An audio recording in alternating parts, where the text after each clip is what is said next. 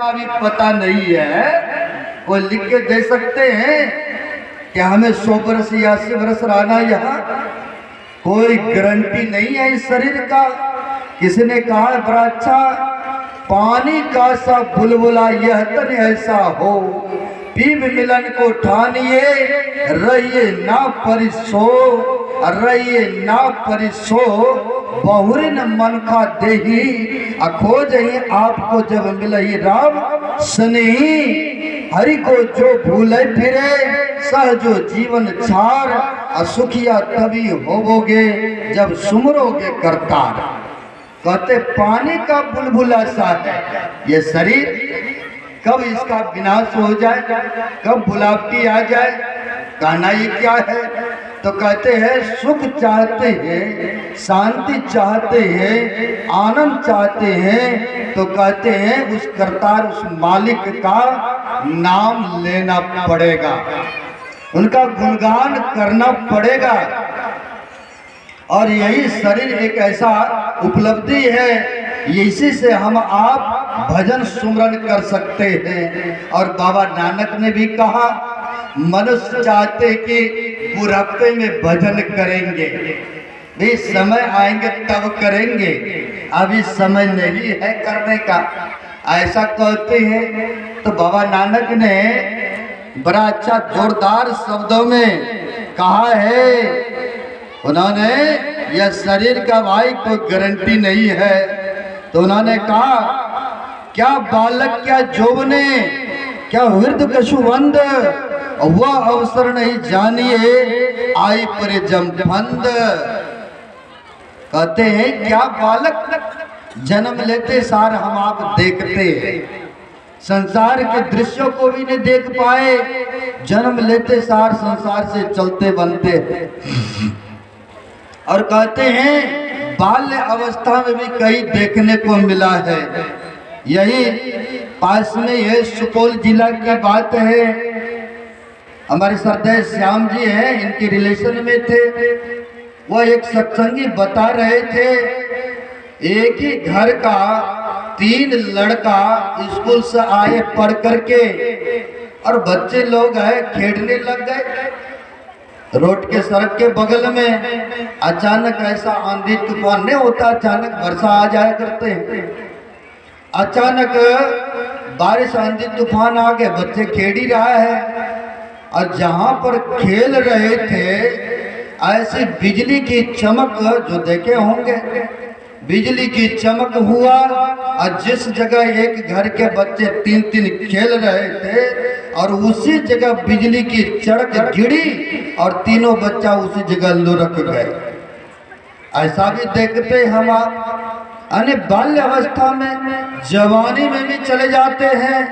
मैं आपको सच्ची घटना बता रहा हूँ पंजाब की।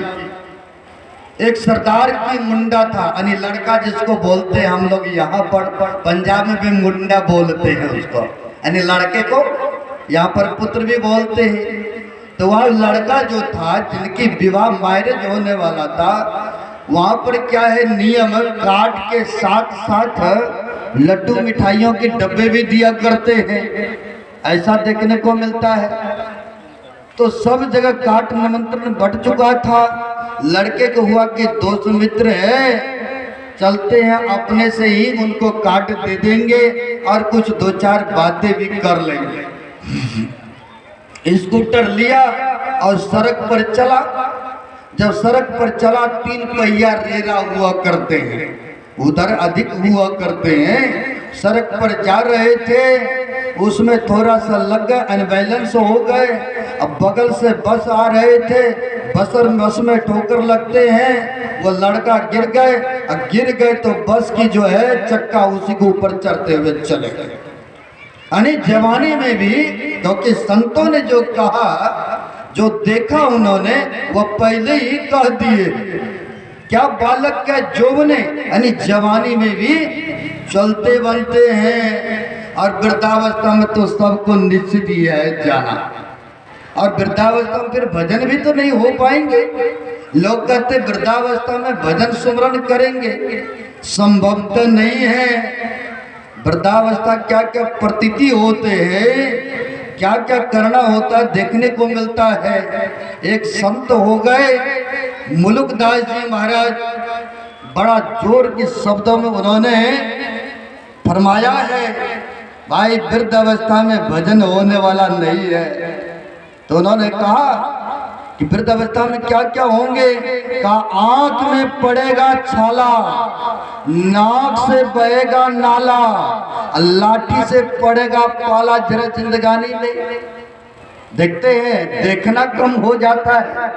वृद्ध जब होते हैं तो क्या करते हैं, ऐनक की सहारा लेते हैं नहीं, उससे भी नहीं होता, चलने में असमर्थ होते हैं तो लाठी की भी सहारा लेते हैं, चलते हैं प्राणी। अगर उस समय कहेंगे बैठिए घंटों ध्यान करने, सुमरण करने, जप करने, भाई कमर में तो दर्द हो रहा है, जोरों में दर्द हो रहा है, मुंह में दांत नहीं है, देखना कम हो रहा है, तो कैसे वहां पर होंगे भजन। तो वही कह रहे हैं, आंख में पड़ेगा छाला, नाक से बहेगा नाला, लाठी से पड़ेगा पाला।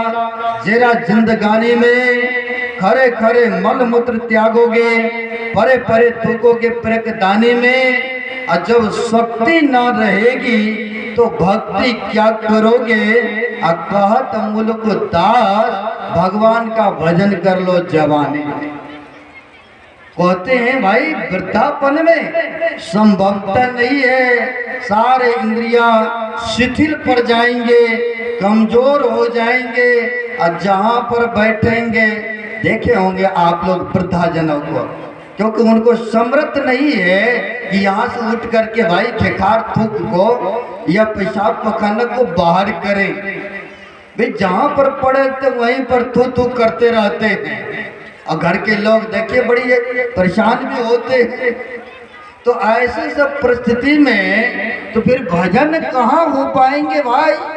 यह शरीर सबल है तभी हम आप धन रुपया को कमाते हैं, ताकत है तो यहाँ से दिल्ली पंजाब जाया करते हैं और भजन करने के लिए बाध्य नहीं।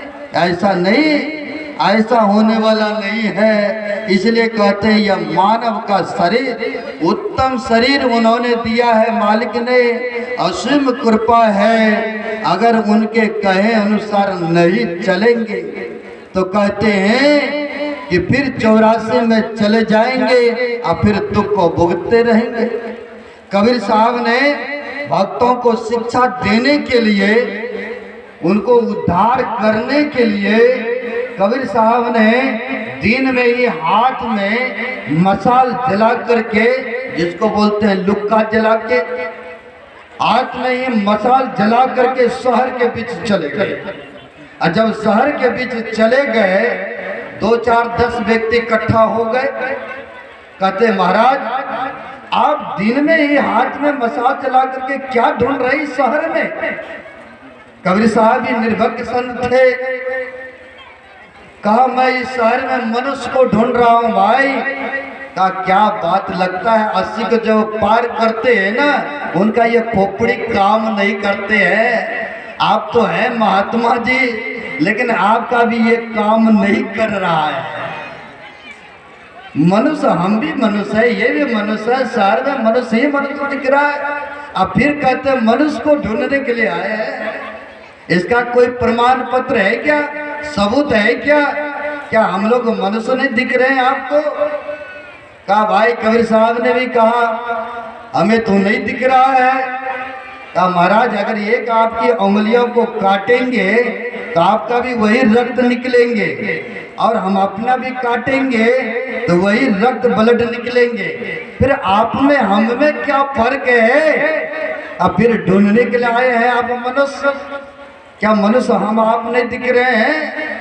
कबीर साहब ने कहा नहीं दिख रहा है भाई, तभी तो मैं मसाल जलाकर ढूंढने के लिए आया हूँ। अब ये लोग कहते हैं लगता है दर्द होने के बाद ये काम नहीं कर रहा, वास्तव में काम नहीं कर रहा। आप इसका कुछ सबूत देंगे क्या। आजकल सबूत पहले मांगते हैं भक्त लोग भी। अगर सबूत देंगे तो फिर वह मानेंगे, दिखाएंगे तब वह मानेंगे, अन्यथा कहते नहीं ये बात तो मानने योग्य नहीं है। कबीर साहब से सबूत मांगते हैं। तो कबीर साहब ने कहा अवश्य मेरे पास सबूत है भाई। का क्या सबूत है? का ये जो प्रकाश हो रहा है, ये जो मसाल जल रहे हैं, तो इस प्रकाश में थोड़ा देखोगे? थोड़ा आओ मेरे नजदीक। दो चार भक्त नजदीक आते हैं कबीर साहब के, क्योंकि संतों के ऊपर योग्यता हुआ करते, क्षमता हुआ करते हैं, वह सब दृश्यों को देखते हैं और उनमें ऐसा क्षमता हो तो दूसरे को भी दिखा देते, मौज में आते। कबीर साहब ने कहा देखना चाहते तो आओ मेरे नजदीक। यह जो प्रकाश हो रहा है इसमें थोड़ा देखो तो। जो हाथ में मसाल जला करके ऐसे थे, उस प्रकाश में दो चार व्यक्ति झांकते हैं तो देखा कोई गधा है, कोई सियार है, कोई कुत्ता है। कहा महाराज इसमें तो जानवर ही जानवर दिख रहा है, क्या चमत्कार है आपकी प्रकाश में।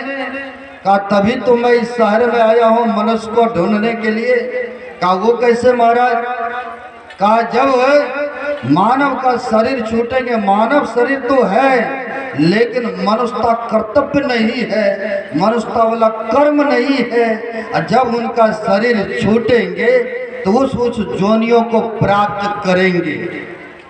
कहा महाराज क्या हमारा भी शरीर छूटेगा तो क्या पशु की जोनी में जाना पड़ेगा?